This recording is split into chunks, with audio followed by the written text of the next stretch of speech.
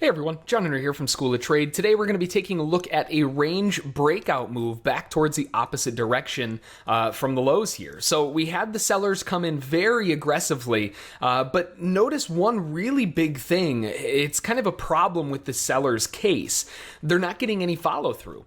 Every time they had a big bear move, this is the only time they had some continuation. And then they try again, nothing. They try again, nothing. And they just keep failing to actually show up to the rest of the party.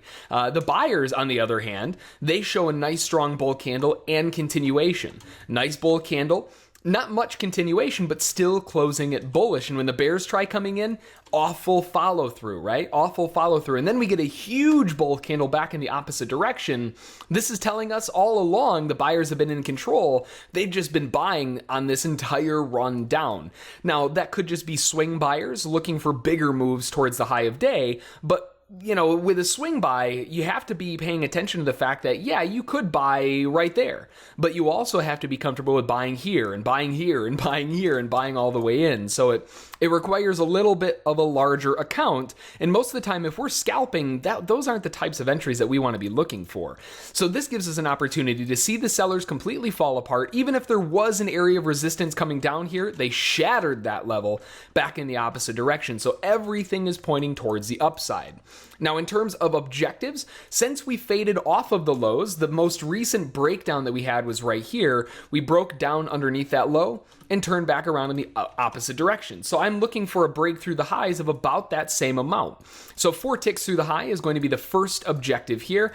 So we hit the high at 77, so we can go to 81, and that's going to be the primary objective on the upside. Now, in terms of, bigger targets, you definitely could be looking for larger targets. Maybe there's a measured move going higher, but given the range sentiment that we have here, it's very clear what's going on. Buyers are buying low, sellers are selling high. If I bought low or kind of in the middle at the moment, I'm looking to sell high. So I want to take my profit off at around the same distance that we broke through the prior low, assuming that we'll break through the highs of about the same amount. So 49.81 is going to be the objective. We'll let the buyers do their thing here, see if we can get some follow through and get that move up through those highs.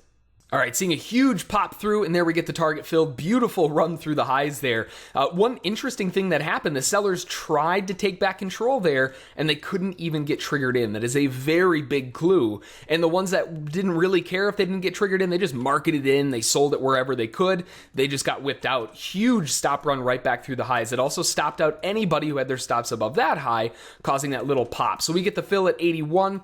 About 4 ticks offset of the highs, and it does look like a lot of people are doing the same thing, seeing some profit taking coming off. So just a absolutely gorgeous example of seeing the buyers come in off the lows, waiting for a little bit of extra confirmation, but when we saw that confirmation, jump all over it, and we get a huge run back up to towards those highs. So that's going to do it for me. If you have any questions about it, feel free to send an email to School of Trade. Don't forget to check out our trial at schooloftrade.com, and as always, we'll catch you next time.